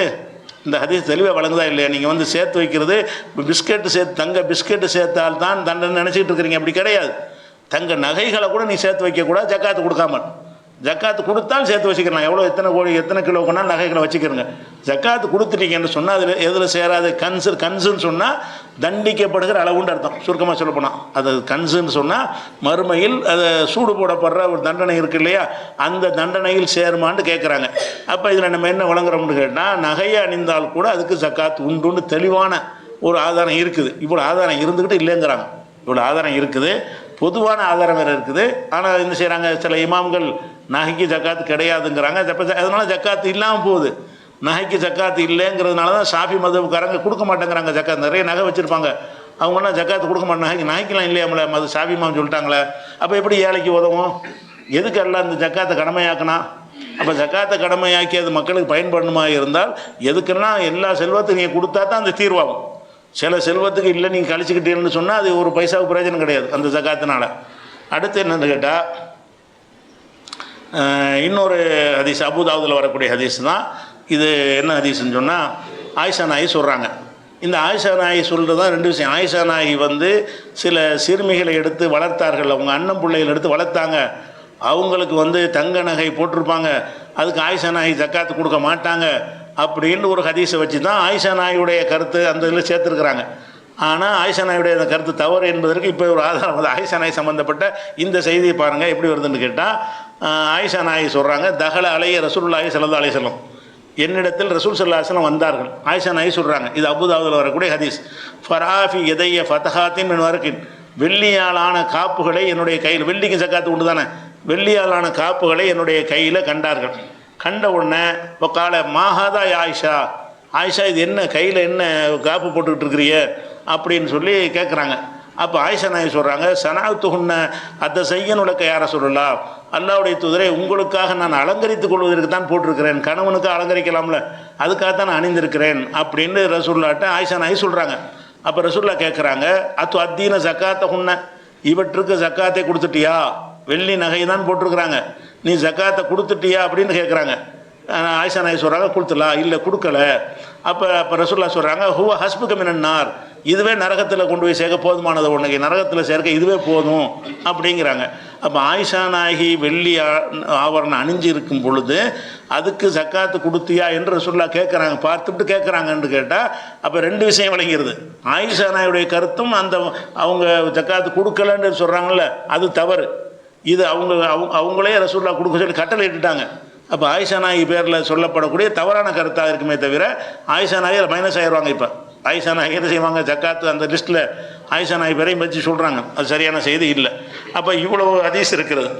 அதுக்கடுத்து வந்து பைஹக்கி இமாமும் மாரிஃபத்து சொன்ன நூல் ஆசாருங்கிற நூலில் பைஹக்கில் அவர் என்ன சொல்கிறாருன்னு கேட்டால், அதாவது லைசபில் ஹுலி ஜக்காத்தும், நகைகளுக்கு ஜக்காத்து இல்லைன்னு ஒரு ஹதீஸை அறிவித்து கொண்டிருக்கிறார்கள். அவர் சொல்கிறார், நகைகளுக்கு ஜக்காத்து இல்லைன்னு ஒரு ஹதீஸ் இருக்குது பாருங்கள், இதுக்கு தகுந்த மாதிரி உண்டாக்கி இருக்கிறாங்க. அதை சொல்கிறார், சொல்லிவிட்டு என்ன செய்கிறாருன்னா, லா அஸ்லலஹு, அப்படி ஒரு ஹதீஸ் கிடையவே கிடையாது, ரசூல்லா சொன்னதாக கிடையாது. நகையில் ஜக்காத் இல்லைன்னு ரசூல்லா சொன்னார்கள்னு நிறைய ஹதீஸுகள் சொல்லுகிறார்கள். லா அஸ்லலஹு, அப்படி ஒரு ஹதீஸ் கிடையவே கிடையாது, அடிப்படையே கிடையாது. இன்னமா யுர்வா மின் அன் ஜாபிரின் மின் கௌலி கைர மர்ஃபூயின், ஜாபீர் அவருடைய சொந்த கருத்தாகத்தான் அப்போ இந்த செய்தி பதிவு செய்யப்பட்டிருக்கு. ஜாபீர் சொன்னார், எதுக்கு ஜக்காத்தில், நகைக்கு ஜக்காத்தில் என்று ஜாபீர் சொன்னார் என்று ஹதீஸ் இருக்கிறது. ஜாபீர் ரசூல்லா சொன்னதாக அறிவிக்கிறது வந்து பொய், அப்படி கிடையாது, அப்படி ஹதீஸே கிடையாது அப்படின்னு பைஹக்கி மறுத்துடுறார். அப்போ ஜக்காத்து நகைக்கு இல்லைங்கிறவங்க இந்த ஒரு ஹதீஸ் ஆதாரம் காட்டுவாங்க, அந்த ஆதாரத்தை என்ன செய்கிறாரு அவர் கடுமையாக மறுத்துடுறார் அவர். அதே மாதிரி வந்து மாலிக் இமாமுடைய மொத்தாங்கிற கிதாபில் என்ன இருக்குன்னு கேட்டால், இப்னு உமர் அவர்கள் தன்னுடைய பெண் மக்களுக்கு நகைகளை வந்து அணிவிப்பார் பொம்பளை பிள்ளைகளுக்கு, ஆனால் அதுக்கு ஜக்காத்து கொடுக்க மாட்டார். அதுக்கு அந்த மாற்று கருத்துக்கு ஆதாரம் இதில் நம்ம மார்க் ஆதாரம் நிற்குமா, அவர் கூட நமக்கு என்ன, நமக்கு ரசூல்லா கொடுக்க சொன்ன ஹதீஸை காட்டிட்டோம். ரசூல் ஸல்லல்லாஹு அலைஹி வஸல்லம் அவர்கள் கையில் தங்க காப்பு போட்டிருக்கும்போது, கையில் வெள்ளி காப்பு போட்டிருக்கும்போது, காலில் வந்து ஒரு வளையல் போட்டிருக்கும் பொழுது அதுக்கெல்லாம் கொடுத்துட்டியான்னு கேட்டு கொடுக்க சொல்லியிருக்கிறாங்க என்பதை பார்த்துட்டோம். அவ்வளோ தெளிவாக இருக்குது. அம்பாளுங்கிறதுல அடங்கிறது, அந்த சொத்துக்கள் என்கிறதுலேயும் அது அடங்கிறது. ஆனால் இதில் என்ன வருதுன்னு கேட்டால், இந்த மதுஹபுக்காரங்க இது ஆதாரம் காட்டுறாங்க. எது ஆதாரமாக அவங்களுக்கு போகுது, அல்லாஹ்வுடைய ரசூல் சொன்னது ஆதாரம் கிடையாது. அவங்க என்ன செய்கிறாங்கன்னா, ஷாஃபி அஹமது ஹம்பல்லாம் என்ன செய்கிறாங்கன்னா, இப்னு உமர் வந்து ஜக்காத்து கொடுக்க மாட்டார், அது போக இந்த இப்னு உமர் ஜக்காத்து கொடுக்க மாட்டார்னு வருதுல்ல, இந்த கொடுக்க மாட்டார்னு வர்றது எல்லாமே வந்து நம்ப முடியாது. ஏன்னு கேட்டால், கொடுத்தார் என்பதை ஒருத்தர் அறிவிக்க முடியும், கொடுக்க மாட்டேன்னு இப்படி அறிவிப்பீங்க. எனக்கே கொடுத்துருப்பாரு, நீங்கள் 24 மணி உட்காந்துட்டு இருந்தீங்களா 365 நாளைக்கு, அவர் கொடுத்தாரா இல்லைன்னு அறியறதுக்கு என்ன செய்யணும், பக்கத்தில் உட்காந்துட்டே இருக்கணும். நீ கொடுத்தாரா, நாளைக்கு கொடுத்தாரா, 10 மணி கொடுத்தாரா, 11 கொடுத்தாரான்னு அவரை விட்டு நீ விலகாமல் இருந்தால் தான் கொடுக்கலன்னு சொல்ல முடியும். அவர் கொடுத்தாரா இல்லையான்னு இப்படி ஒரு மனிதனுக்கு அறிவிக்க முடியும், அறிவிக்க முடியாத விஷயத்தை அறிவிக்கிறாங்க. கொடுத்தாருன்னு அறிவிக்கிறாங்க, ஒரு செகண்ட் பார்த்தா முடிஞ்சு வச்சுக்கதை, நான் பார்க்குறேன் நீ கொடுக்குறீங்க பார்த்து நம்ம போயிட்டே இருப்பேன். கொடுக்கலன்னு சொல்வதாக இருந்தால் ஒரு ஆள் கொடுக்கலன்னு எப்படி சொல்லுவீங்க, இது இஸ்மாயில் இப்ராஹிமுக்கு 1000 ரூபா கொடுக்கலன்னு சொல்கிறீங்க, இதை எப்படி நிரூபிப்பீங்க? இஸ்மாயில் இப்போ 2 பேர் பக்கத்தில் உட்காந்துட்டே இருக்கணும், எப்படி எவ்வளோ நாளைக்கு உட்காந்துருக்கேன்னு, அந்த 2 பேர் சாவர வரைக்கும் உட்காந்துருக்கணும், உட்காந்துட்டு கொடுக்கல பார்த்துட்டேன். அப்போ கொடுக்கலன்னு சொல்லி அறிவிக்க முடியுமா? ஒரு விஷயத்தை செய்யலைன்னு அறிவித்தார்கள்னு எந்த செய்தி வந்தாலும் அது பொய்யுங்க. செய்யலை, நான் பார்த்த வரைக்கும் செய்யலைன்னு வேணால் சொல்லலாம். அப்போ ஒரு டைம் சொல்லணும், நான் வெள்ளிக்கிழமை பார்த்தேன் கொடுக்கல, வெள்ளிக்கிழமை கூட சனி கொடுத்துருப்பாரு, இவர் எப்படி வேணால் அறிவிக்கலாம். நான் வெள்ளிக்கிழமை போனேன், அன்றைக்கி ஒரு ஜக்காத்து கொடுக்கலான்னு வேணால் அறிவிக்கலாம். அப்படி அறிவித்தாலும் நிற்காத, வெள்ளிக்கிழமை கொடுக்காட்டி அடுத்த நாள் அறிவிச்சிருப்பார். அதுக்கடுத்த நாள் கொடுத்துருப்பாரு. அப்போ ஜக்காத்து கொடுக்க மாட்டார்கள் என்று இப்னு உமர் கொடுக்க மாட்டார்கள் என்று நாஃபி என்பவர் சொல்கிறாரு. இது எந்த மனிதனும் எந்த மனிதனை பற்றி சொல்ல முடியாது. கொடுக்க மாட்டார் என்று என்னை பற்றி நீங்கள் சொல்ல முடியாது, உங்களை பற்றி நான் சொல்ல முடியாது. அது வந்து 24 ஹவர்ஸ் 365 நாளும் கண்காணித்தா சொல்ல முடியும். இது மொத்தம் அறிவிப்பாளர் கரெக்டாக இருக்குது. ஆனால் மெசேஜ் சரியாக இல்லை. சரி, அவர் கொடுக்காம இருக்கட்டும், அதனால் என்ன, அவர் கொடுக்கலன்னு வச்சுக்கிறோம். கொடுக்கலன்னா கொடுக்கணும்னு வர நபிமொழியை நம்ம எடுத்துக்கொள்வதா, கொடுக்கலைங்கிற ஒரு சஹாபி செயலை நம்ம எடுத்துக்கொள்வதா? நபிக்கு உத்தரவில் போட்டுக்கிறாங்க, நரகத்துக்கு போகிற ரெடியாக இருக்கிறான்னு கேட்குறாங்களே, அவ்வளோ பெரிய விஷயமா சொல்லியிருக்கும் பொழுது அது எப்படி நகைக்கு அவர் கொடுக்காம இருந்தால் அவர் தப்பு செஞ்சுருக்காரு. அவர் அறியாமல் தப்பு செஞ்சார்னா, அந்த ஹதீஸ்கள்லாம் தெரியாமல் தப்பு செஞ்சுருந்தாருன்னா அவர் எல்லாம் மன்னிப்பான்னா, அந்த தெரிய வாய்ப்பு அந்த காலத்தில் இல்லை. இன்றைக்கி நம்ம அறிகிற அளவுக்கு ஹதீஸ்லாம் இன்றைக்கி அறிய முடியாது. ஒருத்தருக்கு சொன்ன ஹதீஸ் இன்னொரு அளவுக்கு தெரியாது. அவருக்கு அந்த ஹதீஸ் கிடைக்காமல் அவர் முடிவு செஞ்சுருந்தாரே, ஆனால் அவருக்கும் அல்லாவுக்கும் உள்ள விஷயம். நம்ம என்ன முடிவு எடுக்கணும்? இந்த ஹதீஸ் படி இப்னு உமர் சொன்னதை வச்சு நீங்கள் எடுத்துக்கொள்ள போகிறீங்களா, ரசூலுல்லாஹ்வுடைய எடுத்துக்கொள்ள போகிறீங்களான்னா அது ஒரு விஷயமாச்சு. அதுக்கடுத்து என்ன செய்கிறாங்கன்னு கேட்டால், அதே இப்னு உமர் தான். இப்னு உமர் சொன்னதாக சுனனுல் குப்ராவிலையும் வருகிறது, ஜக்காத்து கொடுக்க மாட்டார்னு சொல்லி. இதில் உள்ள சனதுக்கெலாம் நம்ம போக தேவையே இல்லை. கொடுக்க மாட்டாருங்கிறது ஒரு தகவலாக, அப்படி கொடுக்க மாட்டார்னு அறிவிக்க இயலுமா? அறிவிக்க இயலாது. அதுக்கடுத்து என்ன செய்கிறாங்கன்னு கேட்டால், அந்த ஆயிஷா நாயுடைய செய்தி, ஆயிஷா நாய் செய்தி என்ன வருதுன்னா, அது மொத்தாங்கிற கிதாப்பில் இருக்கிறது. ஆயிஷா நாய் அவர்கள் தன்னுடைய சகோதரருடைய பெண் மக்களை பொறுப்பெடுத்து வளர்த்து கொண்டிருந்தார்கள். பொம்பளை பிள்ளை இல்லாத காரணத்தினால அண்ணன் பிள்ளை தம்பி பிள்ளை எடுத்து ஆயிஷா நாய் வளர்க்குறாங்க. வளர்த்துக்கிட்டு என்ன செய்கிறாங்கன்னா, அவங்களுக்கு சில நகைகள் இருந்தன. போல துஹுருஜ் மின் ஹொலிஹுன்ன ஜக்காத், அவங்க நகைகளுக்கு ஆயிஷா நாய் ஜக்காத்து கொடுக்க மாட்டார்கள் அப்படின்னு சொல்லி மொத்தாவில் எழுதி வச்சுருக்காரு. சனதெல்லாம் கரெக்டாக தான் இருக்குது. இருந்தாலும் இந்த செய்தி அந்த செய்திக்கு மாற்றமாக இருக்குது. ஆயிஷா நாய்க்கு ரசூலுல்லாஹ் உத்தரவு போட்டிருக்கிறாங்க, நீ கொடுத்துட்டியா இல்லையா, கொடுக்கலன்னா ஹஸ்புக மினன்னார், இதே உங்களை நரகத்தில் சேர்க்க போதும்னு எச்சரிச்சிருக்கிறாங்க. அப்படி இருக்கும்போது ஆயிஷா நாய் கொடுத்ததுக்கு ஆதாரம் இருக்குது, ரசூலுல்லாஹ் எச்சரிச்சிட்டாங்க. அப்போ அதைத்தான் நம்ம எடுத்துக்கிறோமே தவிர இதை எடுக்க முடியாது. சரி, அப்படியே ஆயிஷா நாய் கொடுக்காம இருந்தால் அதுக்கு நம்ம ஏன் ஆதாரம் எடுத்துக்கிறோன்னு? ஆயிஷா நாய் கொடுக்கலன்னா கொடுக்கல விடுங்க, ரசூலுல்லாஹ் கொடுக்க சொல்லியிருக்காங்கல்ல. அப்போ ரசூலுல்லாஹ்வுடைய தான் எடுத்துக்கிறேன். அப்போ நகைகளுக்கு ஜக்காத் இல்லை என்கிற இந்த வாதம் வந்து ஒரு ஒரு பொது அறிவு உள்ளவர்கள் கூட சொல்ல முடியாத வாதம். பெரிய ஆய்வோ ஆராய்ச்சிலாம் தேவையே கிடையாது. நகைகள்ங்கிற வடிவத்தை வச்சுக்கிட்டு தீர்மானிக்கிறாங்கன்னா என்ன விஷயம்னு தெரியலை. இன்னொரு விஷயம் வந்து இந்த விலை உயர்ந்த கற்கள், தங்க நகை விட்டுருங்க, தங்கத்தை விட்டுருங்க, விலை உயர்ந்த கற்கள் வைரம் இருக்குது. வைரம் வந்து தங்கத்தில் சேராது, அது ஒரு கல் வகையை சேர்ந்தது தான். வைடூரியம் இருக்கிறது, முத்து இருக்கிறது, பவளம் இருக்கிறது, கோமேதகம் இருக்கிறது, இன்னும் என்னென்னமோ பேரில் எல்லாம் என்ன இருக்குது, பல கற்கள் இருக்கிறது, பெரிய அளவில் மதிப்புள்ளது இருக்கிறது. இந்த வைரம் வைடூரியம் இதுக்கெல்லாம் என்னப்பான்னு கேட்டிங்கன்னா, இதுக்கெல்லாம் ஜக்காத்து இல்லைங்கிறாங்க. பெரிய பெரிய பெரிய பெரிய அறிஞர்களாக என்ன செய்கிறாங்கன்னு கேட்டால், அப்போ என்ன செய்வான் ஒருத்தன் ஒரு 100 கோடி வச்சுருப்பானா, ஒரு கோஹினூர் வைரத்தை வாங்கிக்கணும்னா வச்சுருவான், அந்த ரூபாய்க்கு ஜக்காத்தை கிடையாது. 100 கோடி ரூபாய்க்கு அவன்கிட்ட சொத்து இருக்கும். அந்த கோஹினூர் வைரம்லாம் அவ்வளோ விலை மதிப்புள்ளது இருக்கும்ல, 100 கோடி ரூபாய்க்கு அந்த கோஹினூர் வைரத்தை ஏலம் எடுத்துகிட்டு வந்து, இது கோஹினூர் வைரம், இதுக்கு ஜக்காத்து வைரத்துக்கு ஏன் கேட்குற, இது என்ன சொத்தான்னு கேட்டால், இது சொத்துலாம் வேறு என்னது, இதை கொடுத்து நாளைக்கு 100 கோடி ரூபா உனக்கு வாங்க முடியுமே? நீ வந்து 100 கோடி ரூபா கொடுத்து அதை வாங்கியிருக்கிற, நீ இதை விற்றுட்டு 100 கோடி ரூபா உனக்கு வாங்க முடியும். அப்புறமேலே என்ன செய்கிறாங்கன்னா, அதுக்கு சத்துக்க மாணிக்கங்கள், மாணிக்கம், பவளம், கோமேதகம், என்னென்னமோ இருக்குல்ல கற்கள், மதிப்புமிக்க கற்கள், மதிப்புமிக்க கற்களுக்கு ஜக்காத் இருக்குதான்னு கேட்டால் ஜக்காத் இல்லைங்கிறாங்க. யாரெல்லாம் சொல்கிறாங்க? மாலிக் இமாம் அவர் சொல்கிறார். முதவ்வனாங்கிற கித்தாப்பில் இருந்து தான் இந்த அரபி அறிஞர் பார்த்து ஆதாரம் காட்டினார்ல, அந்த கித்தாப்பை தான் காட்டுறாரு. அந்த கித்தாப்பில் மாலிக் இமாம் சொல்கிறாங்க, லைசஃபில் ஜௌஹரி ஒல் லூலுயி ஒல் அம்பரி ஜக்காத்தும், ஜௌஹர் மாணிக்கங்கள்லையும், லூலுன்னா முத்துக்கள்லையும், அம்பர்னு சொன்னால் அது வந்து திமிங்கலத்திலேருந்து வரக்கூடிய ஒரு நறுமண பொருள், அம்பர்னு சொல்லுவாங்க. திமிங்கலம்ங்கிற மீன் இருக்கு இல்லையா, அதுலேருந்து அது உமிழ் நீராக என்னமோ அதுலேருந்து வரக்கூடிய நறுமண பொருள், அது விலை பயங்கரமான விலை உழுதுது. அது அம்பர் கிடைச்சின்னு சொன்னால் அது பெரிய கிலோலாம் பல லட்சக்கணக்கில் போகக்கூடியது. அம்பர்லாம் வந்து தடை செய்யப்பட்டு யாரும் வச்சுருக்கக்கூடாது. இந்த சந்தன கட்டை மாதிரி சந்தன கட்டைகளை வச்சுருந்தா அரசாங்கம் பிடிப்பான்ல, அம்பர் இருந்தால் உன்னை அரசாங்கத்தில் என்ன செய்யணும் தெரிவிங்க, அப்படிப்பட்ட ஒரு பொருள்னு வைங்களேன். அவ்வளோ மதிப்பு முக்கிய ஒரு அம்பர். இந்த அம்பர் ஒருத்தனுக்கு என்ன செஞ்சு ஒரு 2 கிலோ அம்பர் கிடச்சி போச்சுன்னு வைங்க, அவனுக்கு பல கோடிகள் அவன்கிட்ட அதுக்கு மதிப்பு உள்ளது ஆகிடுச்சு. அதுக்கெலாம் ஜக்காத்து இல்லையா? அம்பருக்கு ஜக்காத்து இல்லை, அது அல்லாஹ் தர்ற ஒரு பொருள் தானப்பா, அது கொடுக்க வேண்டியதானே, அதில் கிடையாது. மாணிக்க கற்களுக்கு இல்லை, எந்த கற்களுக்கு என்ன இல்லை, ஜவுஹர்னா மாணிக்க எல்லா கற்கள் வகை, வைரம் அந்த மாதிரி எல்லாமே சேர்ந்துடும். லூலுங்கிறது கடல்லேருந்து வரக்கூடியது முத்து, அம்பருங்கிறது கடல்லேருந்து வரக்கூடிய மீன்லேருந்து வரக்கூடியது. இந்த 3ஐயும் சொல்லி அவர் சொல்கிறாரு, இதுக்கு ஜக்காத்து இல்லை. இதுக்கு ஜக்காத்து இல்லைன்னு எங்கேருந்து எடுத்தார்? மாலிக் இமாமுடைய கருத்து இதுதான். அவருடைய சொந்த நூலில் தான் இது எழுதுறார், அவருடைய நூலில் இது எழுதுறார். அப்போ இது ஜக்காத்து இல்லைன்னு அவர் சொல்வதாக இருந்தால் எதனால் ஜக்காத்து இல்லைங்கிறாரு? ஜவுஹருங்கிறது என்ன தெருவில் கிடக்கிற பொருளா? அது விற்க முடியுமா, விற்க முடியாதா? அது காசு மதிப்பு இருக்குதா இல்லையா? அப்படி ஏதாவது காரணம் சொல்லணும்ல. இருக்குதுல, மதிப்பு இருக்குதுல. அது இருந்தாலும் அதை வச்சு ஒருத்தனுடைய செல்வத்தை தீர்மானிக்கலாமா இல்லையா? அப்போ இந்த மாதிரி ஜவுஹர் மாணிக்கம் கிடைச்சுன்னு சொன்னால் அதுக்குரிய ஜக்காத்து விலையை ரூபாயை நிர்ணயித்து அதுக்கு 2.5% கொடுத்துட்டு தானே அது நமக்கு தூய்மையாக முடியும். அப்போ இவங்க என்ன செய்கிறாங்கன்னா தங்க வெள்ளியிலே நிற்கிறாங்க. தங்க வெள்ளி மட்டும்தான் சொத்துங்கிற மாதிரி நிற்கிறாங்களே தவிர இந்த அம்பாளுங்கிறதுனுடைய அர்த்தம் சரியாக விளங்கலை. செல்வங்களுக்கு ஜக்காத்து நல்லா சொல்கிறான், இதெல்லாம் செல்வத்தில் சேரமா சேராதாண்டா அதை சிந்திக்க மாட்டேங்கிறாங்க. அதனால் அவர் இல்லைன்னு சொல்லுகிறார். அதே மாதிரி ஷாஃபி இமாம் மாலிக் இமாமும் இல்லைங்கிறார். அப்போ இந்த ஜக்காத்து கடமையானவங்களாம் என்ன செய்வாங்கன்னு கேட்டால் அந்த மாதிரி கல்லை வாங்கி வச்சுருவாங்க. விலை மதிப்புக்கு மாணிக்க கற்கள் வாங்கி என்ன செய்வான், அவன் உள்ள கொண்டு வச்சுட்டான்னா ஜக்காத்தே கிடையாது. 10,000 கோடி வச்சுருப்பான், ஜக்காத்து கிடையாது. ஜக்காத்து வசூலிக்க போனால் இதுக்கு ஏன் ஜக்காத்து கேட்குற, இது கல் தானே அப்படின்னு அவன் சொல்லிடுவானா இல்லையா? அப்படி சொல்லக்கூடியதுன்னா இப்போ ஜக்காத்துக்கு என்ன நன்மை, ஜக்காத்துடைய சட்டத்தினால என்ன நன்மை இருக்குங்கிறேன். நீ 10,000 கோடி வச்சுருந்தாலும் அந்த 10,000 கோடிக்கு 2% நீ கொடுத்துருந்தா எத்தனை ஏழைகளுடைய ஒரு நிலைமை உயர்ந்திருக்கும். அதை நீ கொடுக்காம அந்த 2.5% ஏமாத்துறதுக்காக வேண்டி நீ வைரமாக வைடூரியமாக வாங்கி வச்சுன்னு சொன்னால் எப்படிப்பா சரியாக வரும்னு கேட்டால் சிந்திக்க மாட்டேங்கிறாங்க. ஒரு பொது அறிவில் சிந்தித்தால் கூட இதெல்லாம் உலகத்தில் எல்லா நாடுகள்லையும் இதெல்லாம் சொத்தில் கணக்கெடுப்பாங்க. இப்போ வருமான வரி சோதிக்க போகிறான்னு வைங்க, அவன் வீட்டில் வந்துக்கிட்டு தங்க நகை இல்லாமல் இதெல்லாம் இருக்குது, வைரமாக இருக்குது, கோஹினூர் வைரம், அது வைரம் அப்படின்னு சொல்லுவானா? அது கணக்கெடுப்பானா? உலகத்தில் எவனாச்சும் எடுப்பானா? அது மதிப்புள்ள ஒரு பொருள்னு தெரிஞ்சுக்கிட்டு இருக்கும்போது அதுக்கு நீ கொடுக்காதுன்னு என்னன்று எப்படி உங்களால் சொல்ல முடிஞ்சு?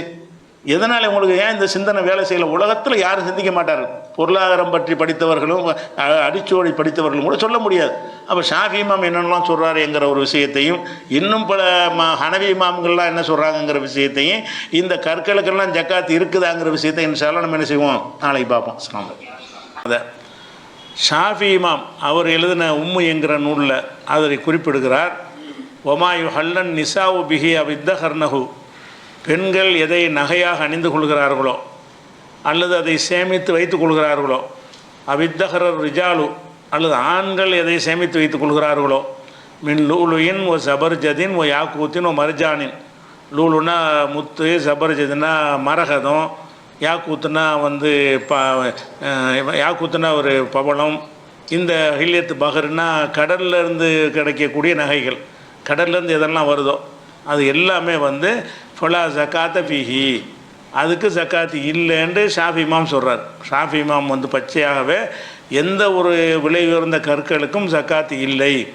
இன்னும் சொல்லப்போனால் ஃபலா ஜக்காத்த இல்லா ஃபி தஹபின் வரக்கின், தங்க வெள்ளியில் தவிர எதுலேயும் ஜக்காத்து இல்லைன்னு சொல்லிடுறார். இந்த மாதிரியான உலோகங்கள் எடுத்துக்கிட்டிங்கன்னா தங்க வெள்ளியை தவிர வேறு எந்த உலோகமாக இருந்தாலும் சரி அதற்கு ஜக்காத்து இல்லை அப்படின்னு சொல்லி ஷாஃபி இமாம் சொல்கிறார். இதே கருத்தை நபவி ஷாஃபியில் ஒரு முக்கியமான ஆள் என்ன சொல்கிறாருன்னு கேட்டால், லா ஜக்காத்த ஃபீமா சிவ தஹபி உல் ஃபில்லா, தங்க வெள்ளியை தவிர வேறு எந்த ஒரு விஷயத்துலையும் ஜக்காத்து கிடையாது. செம்பு, பித்தளை, வெள்ளி, கண்ணாடி, அது மாதிரி வைரம், வைடூரியம், முத்து, பவளம்னு பலதையும் பட்டியல் போட்டு அதை சொல்லிட்டு என்ன செய்கிறாருன்னு கேட்டால், ஒயின் ஹசனத்து சொன்னுவா ஒ கசரத்து கைமத்துவா, அதனுடைய விலை எவ்வளவு ஜாஸ்தியாக இருந்தாலும் சரி அதுக்கு ஜக்காத்து கிடையாது. அந்த விலை பல கோடிகளுக்கு போனாலும் சரி தான் அதுக்கு ஜக்காத்து இல்லை அப்படிங்கிற ஒரு விஷயத்தை ஷாஃபி மதஹபுடைய நூலில் நவவிங்கிறவங்க அவர் சொல்கிறார். அதே மாதிரி ஹனஃபி மதஹபுடைய நூல் மதரசாக்கள் எல்லாம் பாடமாக வச்சு நடத்துகிற ஒரு நூல். அதில் என்ன செய்கிறாங்கன்னா, ஒலா ஜக்காத்த ஃபில் ஜவாஹிரி ஒல்ல ஆலி, முத்துக்கல்லையும் கற்கள்லையும் மாணிக்கங்கள்லையும் ஜக்காத்து கிடையாது. வியாபாரத்திற்கு என்று வைத்திருந்தாலே தவிர இல்லா எத்தக்க மல்லக்கா நீயத்தி திஜாரத்தி, வியாபாரங்கிற ஒரு நீயத்தோடு வைத்திருந்தால் மட்டும்தான் அதுக்கு ஜக்காத்து இருக்கே தவிர அவங்க தனக்குன்னு எவ்வளோ வைத்து கொண்டிருந்தாலும் என்ன இல்லை, ஜக்காத்து கிடையாது அப்படின்னு சொல்லி. அப்போ ஹனஃபி மதகம் இதை தான் சொல்லுது, மாலிக் இமாமும் அதை தான் சொல்லிடுறாரு, ஷாஃபி இமாமும் இதையே சொல்லிவிடுகிறாரு. ஹனஃபி மதகம் என்ன செய்கிறாங்க, இதே மாதிரி கருத்தை தான் சொல்கிறாங்க. ஹனஃபி மதகுடைய கருத்து இன்னும் பல நூல்கள்லையும் எழுதியிருக்கிறாங்க. இந்த பதாய் சனாய்ங்கிற நூல்லையும் எழுதியிருக்கிறாங்க. அந்த அபு யூசுஃப் அவர் ஹனஃபி மதஹபில் ஒருத்தர் மட்டும் கொஞ்சம் மாற்று கருத்து சொல்கிறார். ஹனஃபி மதஹப் எடுத்துக்கிட்டிங்கன்னா கடல்லேருந்து எடுக்கக்கூடிய முத்து, பவளம், அம்பருங்கிற அந்த நறுமண பொருள் இவைகளெல்லாம் அதுக்கு எந்த விதமான ஜக்காத்தும் கிடையாது. அபு ஹனீஃபா அவர்களுடைய கருத்து பிரகாரமும் இமாம் முகமதுடைய கருத்து பிரகாரமும் கிடையாது. இந்த அபு யூசுப் கருத்து பிரகாரம் ஃபிஹுல் ஹுமுஸு, அதில் 1/5 கொடுக்கணும். புதையல் மாதிரி கடல்லேருந்து எடுத்தாங்கன்னா அது என்னது, அவர் ஒரு ஆள் மட்டும்தான் அதை கூட சொல்கிறார். பாக்கி ஆத்தன்டிக்கானது அபு ஹனீஃபாவுடைய சொல்லு தானே. அபு ஹனீஃபாவுடைய சொல்லு பிரகாரமும் என்ன இல்லை, ஜக்காத்து இதுக்கெல்லாம் ஜக்காத்து கிடையாதுன்ட்டாங்க.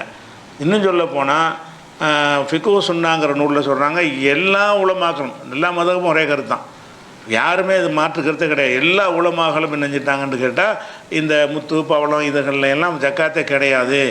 அஹஜாருல் கரீமான்னா அதை மரியாதைக்குரிய கற்கள், அதை விலை மதிப்புடைய கற்கள்னு சொல்லி அதுக்கு ஜக்காத்து இல்லை என்பது தான் இத்தஃபக்கல் உலமாக்கள் எல்லாம் ஏகமனதான கருத்தில் இருக்கிறார்கள்னு அவரும் சொல்லி காட்டுகிறார். அதே மாதிரி இப்போ நவீன காலத்தில் இருக்கக்கூடிய இந்த சலஃபுடைய அறிஞர்கள், பொதுவாக இப்னு பாஸ் இருக்கார்ல, இப்போ சவுதியுடைய ஒரு மூத்த முஃப்தியாக இருக்கிறாரு, அவர்கிட்ட இதை பற்றிலாம் கேட்குறாங்க. இந்த பிளாட்டினோ இந்த மாதிரி விலை மதிப்புள்ள கற்கள்லாம் இருக்குது, அதுக்கெல்லாம் ஜக்காத்து ஃபஹல்ஃபிஹா ஜக்காத்துன்னு, அதுக்கு ஜக்காத்து இருக்குதா என்று கேட்கும் பொழுது அவர் என்ன செய்கிறாருன்னா, அதுக்கெல்லாம் ஜக்காத்து கிடையாது. தங்க வெள்ளியை தவிர அம்மாயின் காணத்து மின் கைரி தஹபி உல் ஃபில்லா, தங்க வெள்ளியை தவிர வேறு எதிலிருந்து செய்யப்பட்டிருந்தாலும் சரி தான் ஃபலா ஜக்காத்த ஃபீஹா. அப்போ இப்போ உள்ள சவுதி உலமாக்களுடைய ஃபத்வா அதுவாக தான் இருக்குது. அதாவது கடந்த காலத்தில் உள்ள 4 மதுஹப்புடைய அறிஞர்களும் அதுதான் சொல்கிறாங்க. இப்போ சவுதியில் முஃப்திகள்னு வச்சுருக்காங்க இல்லையா, அவங்கள்ட்ட போய் கேட்டாலும் என்ன செய்கிறாங்க, இது கிடையாதுங்கிறாங்க. அப்போ என்னன்னு கேட்டால் இந்த பொருளாதாரங்கிற ஒரு அறிவு 0வில் இருக்கிறாங்கன்னு விளங்குது. பொருளாதாரம்னா என்னத்துக்கு ஜக்காத்துங்கிறது, ஒருத்தர் ரூபாயை வச்சுருந்தா ஜக்காத்து, அதை கல்லாக மாற்றிக்கிட்டால் ஜக்காத்து இல்லைன்னா இது எப்படி என்ன சட்டம், இது இப்படி இருக்குமா? அப்போ அதுக்குன்னு ஒரு மரியாதை இருக்குது. அதை வச்சு ஒருத்தர் நினச்சதை வாங்கலாம். ஒரு வைரக்கல் இருந்துச்சுன்னா அந்த வைரக்கல்லை வச்சு என்ன செய்யலாம், ஒரு பங்களாவை கட்டலாம், பல தங்க நகைகளை வேணுங்கிறது வாங்கலாமே, விற்றுவிட்டு வாங்கலாமே. அதுக்கெல்லாம் ஒரு கிரையம் இருக்குது, அதுக்கெல்லாம் ரேட் இருக்குது. அப்போ அதை சேஞ்சு பண்ணிக்கிட்டான்னா ஜக்காத்து கொடுக்க வேண்டியலைன்னா ஒரு தந்திரம் சொல்லி கொடுக்குற மாதிரி தான் இருக்குது. இவைகளுக்கெல்லாம் ஜக்காத்து இல்லைன்னு சொல்லுவார்களே. ஆனால் அப்போ எதுக்குலாம் நீங்கள் பேசாமல் ஏதோ கல்லை வாங்கி வச்சுட்டு போங்க, பேசாமல் எதுக்கு ஜக்காத்து கொடுக்க வேண்டிய தேவையே இருக்குல்ல. இன்றைக்கி அரபுகள்கிட்ட நிறைய காசு குவிஞ்சு கிடக்குது. அவங்க தங்க நகை வெள்ளி நகையெல்லாம் வைக்காமல் என்ன செய்யலாம், பேசாமல் இந்த மாதிரி கல்லுகளை வாங்கி வச்சுக்கிட்டாங்கன்னு சொன்னால் அது ஜக்காத்து கிடையாது. எத்தனை 1000 கோடிக்கு வச்சுருந்தாலும் ஜக்காத்து இல்லை, இப்போ ஏழைகளுக்கு ஒன்றுமே கிடைக்காது. அப்போ இதெல்லாம் அதெல்லாம் ஒரு சொத்துண்டு உலகமே ஒத்துக்கிட்டு இருக்குது. உலகத்தில் எந்த ஒரு நாடாவது இதெல்லாம் சொத்து இல்லைன்னு சொல்லுமா, அந்த சொத்து கணக்கில் சேர்க்காமல் இருக்குமா, அதுக்கு வரி போடாமல் இருக்குமா? யார்கிட்ட கேட்டாலும் அதுக்கு ஒரு மரியாதை இருக்குது தான், அதுக்குன்னு ஒரு மார்க்கெட் இருக்கத்தானே செய்யுது. இன்றைக்கி எடுத்து நீங்கள் வைரத்துக்கு மார்க்கெட்டு பார்க்கலாம், அந்த வைடூரியத்துக்கு நீங்கள் மார்க்கெட்டில் என்ன விலைன்னு பார்க்கலாம். இப்போ தங்க வெள்ளிக்கு மாதிரி அதுக்கு சந்தைகள் இருக்கிறது. அந்த மாதிரி இருக்கக்கூடிய நேரத்தில் இதுக்கெல்லாம் ஜக்காத்து இல்லை என்று சொல்கிறாங்கன்னு சொன்னால் ரொம்ப இந்த பொருளாதாரத்துடைய ஒரு ஞான சூனியம்ங்கிறவங்கள இந்த மாதிரி இருக்கிறாங்க. இந்த நவீன காலத்தில் இந்த ஃபத்வா கொடுக்குறாங்க. அந்த காலத்தில் அறிஞர்கள் விளங்காமல் கொடுத்துட்டாங்கண்டா கூட இன்றைக்கி என்னன்னு விளங்குகிறது. இந்த கற்களுக்கெல்லாம் என்ன மாதிரி மதிப்பு இருக்குன்னு நல்லா தெரிகிறது. இதெல்லாம் பல கோடிகளுக்கு இந்த தங்க வெள்ளியை விட பல மடங்கு அதிகமான மதிப்புடையதாக அது இருக்கிறது. இதெல்லாம் தெரிஞ்சுக்கிட்டு என்ன செய்கிறாங்கன்னா அதுக்கெல்லாம் ஜக்காத்து கிடையாது என்று அவங்க தீர்ப்பளித்திருக்கிறாங்க. அதுக்கு ஆதாரம் என்னென்னு கேட்டால் அதுக்கு ஒரு ஹதீஸ் ஒரு ஆதாரம்னு காட்டுறாங்க. ஜக்காத்து ஃபி ஹஜரின், எந்த கற்களிலும் ஜக்காத்து கிடையாது அப்படின்னு ஒரு ஹதீஸு பைஹக்கில் இருக்குது. அந்த பைஹக்கில் இருக்கிற ஹதீஸை பற்றி பைஹக்கி என்ன சொல்கிறாருன்னு கேட்டால், இந்த ஹதீஸை 2-3 வழியில் அறிவிக்கிறாங்க. அறிவிக்கிற அறிவிப்பாளர்கள் ஒரு ஹதீஸ் எடுத்தோம்னா ஒரு ஆள் பலவீனமாக இருப்பார், அடுத்த ஒரு ஆள் 2 ஆள் இருப்பார், அப்படி தான் இருப்பார். இந்த ஹதீஸில் என்னென்னு கேட்டால் ஆதியிலேருந்து கடைசி வரைக்கும் 50 பேர் பலவீனம்ங்கிறார். பைஹக்கி என்ன சொல்கிறாருன்னு கேட்டால், அம்ர் இப்னு ஷுவைப் அறிவிக்கிறாங்க, அவர் வரைக்கும் நல்ல ஆள். அவர்கிட்ட அறிவிக்கிறாள் உமர் என்பவர், உமர் கலாயின்னு அறிவிக்கிறார், அவர் பலவீனமான ஆள். அவர்கிட்ட அறிவிக்கிறாள் பக்கியா, அவரும் பலவீனமான ஆள். அவர்கிட்ட அறிவிக்கிறாள் கசீர் இப்னு உபைத், அவரும் பலவீனமான ஆள். அவர்கிட்ட அறிவிக்கிறாள் யசீத் இப்னு அப்துல்லாங்கிற ஒரு ஆள் அறிவிக்கிறார், அவரும் பலவீனமான ஆள். அவர்கிட்ட அறிவிக்கிறாள் அபு அஹமது இப்னு அதிங்கிறவர் அறிவிக்கிறாரு, அவரும் பலவீனமான ஆள். அவர்கிட்ட அறிவிக்கிறார் அபு சயீத் மாலினின்னு அறிவிக்கிறாரு. இது எல்லாத்தையும் சொல்லிட்டு ஒரு பைஹக்கி சொல்கிறாரு, ஒருவாத்து ஹாதல் ஹதீஸு குல்லுஹும் லைஃபும், இந்த ஹதீஸின் அறிவிப்பார் 50 பேர் பலவீனமாக இருக்கிறாங்க, ஒன்று பலவீனம்னு பார்த்துருக்குறான். இந்த கற்களுக்கு ஜக்காத்து இல்லைன்னு சொல்லக்கூடியதில் எல்லாமே என்னவா இருக்குது, பொய்யான ஆட்களாகவும் இட்டுக்கட்டுற ஆட்களாகவும் பலவீனமான ஆட்களாகவும் இருக்கிறது. இதை அவங்களும் ஒத்துக்கிறாங்க. இதை ஆதாரமாக அவங்க காட்டுவது கிடையாது. ஹனஃபி மதுஹப்புடைய நூல்களில் இதுக்கெல்லாம் ஜக்காத்து இல்லைன்னு சொல்லிவிட்டு அதாவது கற்களுக்கு ஜக்காத்து இல்லைன்னு சொல்லிவிட்டு இந்த ஹதீஸை மென்ஷன் பண்ணி, ஆனால் இதை நம்ம ஆதாரமாக காட்டக்கூடாதுன்னு அவரே சொல்லிடுறாங்க.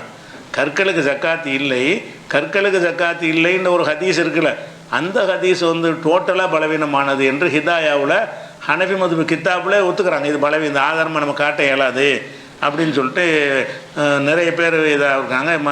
நிறைய பேர் பலவீனமான ஆள் இருக்கிறாங்கன்னு சொல்லி அந்த ஹிதாயாங்கிற நூலில் என்ன செய்கிறாருன்னா சொல்லிடுறாரு.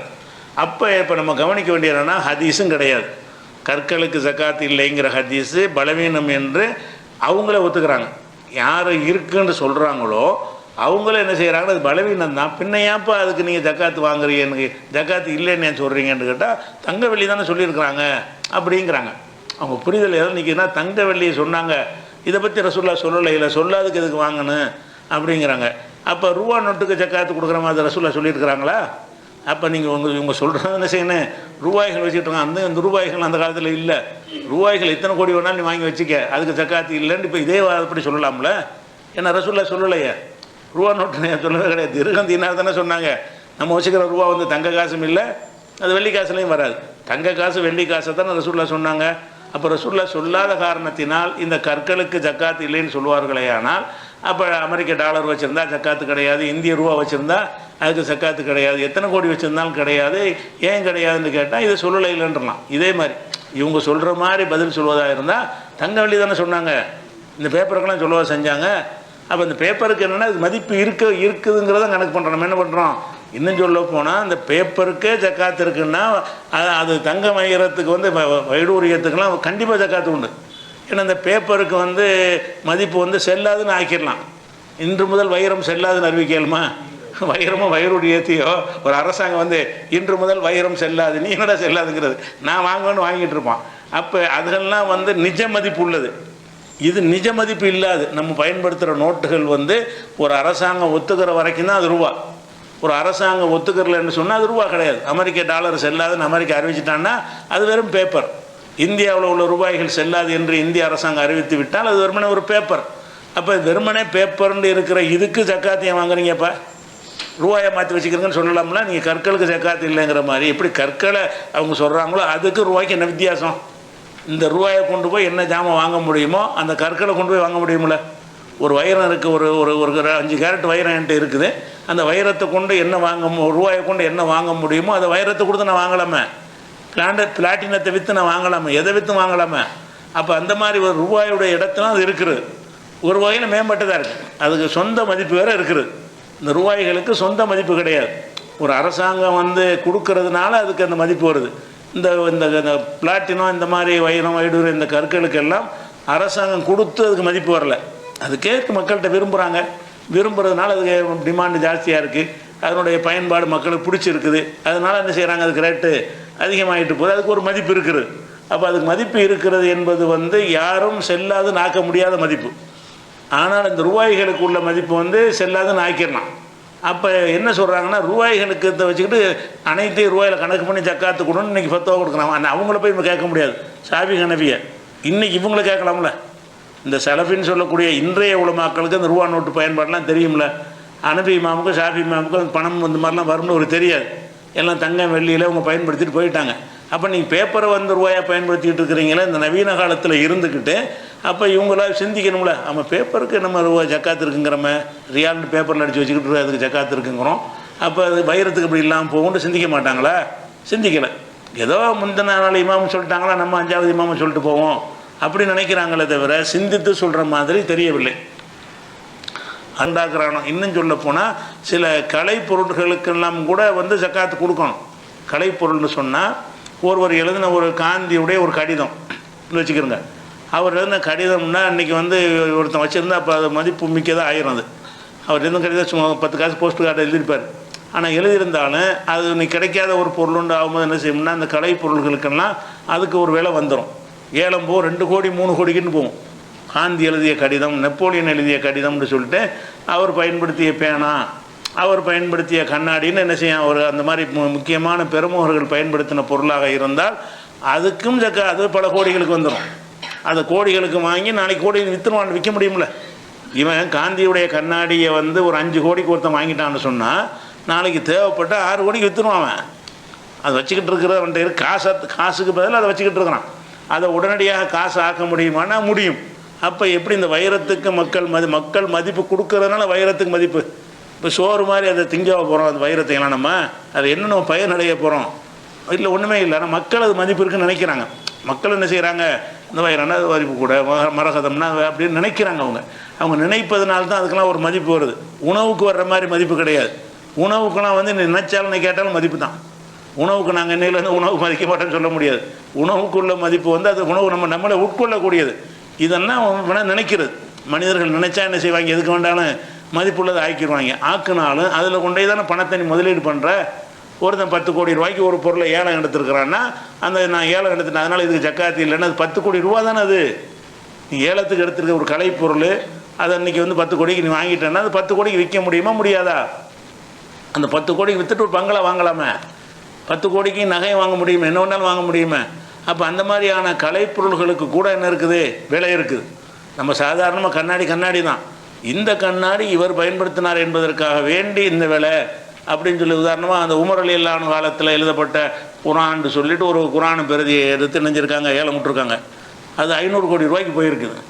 உதாரணம் சொல்கிறேன், அது தங்கத்தில் எல்லாம் எழுதப்பட்டிருக்குலாம் சொல்கிறாங்க. 500 கோடி ரூபாய்க்கு போனால் 500 கோடி ரூபா வச்சுக்கலாம் ஜக்காத்தானே கொடுக்குறேன். நான் குரான் தான் வாங்கிக்கணும்னு சொல்ல முடியாது. ஒன்று 500 கோடி ரூபா இருக்குதுல்ல, 500 கோடி ரூபாய்க்கு அது வாங்கியிருக்கிறதுல இது இன்னொருத்தனுக்கு 500 கோடி ரூபா விற்க முடியும்ல. இன்னொருத்தனுக்கு என்ன செய்யலாம், அது விற்க நினச்சோம்னா 500 கோடி ரூபாய்க்கு வாங்கிக்கிறதுக்கு ஆளுக்கு இருக்கிறாங்க. அப்போ அந்த மாதிரி இருக்கக்கூடிய நேரத்தில் உன்ட்ட இருக்கிறது 500 கோடி ரூபான்னு அதுக்கு அர்த்தம். அந்த ரூபா தான் இருக்குன்னு அர்த்தமே தவிர அந்த குரான் இருக்குன்னு அர்த்தம் கிடையாது. அப்போ அது மாதிரிலாம் எதில் நீங்கள் முதலீடு செஞ்சாலும் சரி, முதலீடு செஞ்சு சொத்தாகிட்டால் ஜக்காத் தானே கொடுத்தாகணும். அதுக்குரிய ஜக்காத்தை கொடுத்துட்டு பயன்படுத்திக்க. 2% கொடுத்துரு. ஏழைகளுக்குரிய ஹக்கை என்ன செய்யுங்க, 2% கொடுத்து விட்டு நீங்கள் என்னத்தை வேணாலும் வச்சுட்டு போங்க அப்படிங்கிற ஒரு விஷயத்தை விளங்காமல் என்ன செய்கிறாங்கன்னா அதுக்கு ஜக்காத்தில் இதுக்கு ஜக்காத்து இல்லைன்னு சொல்கிறாங்க.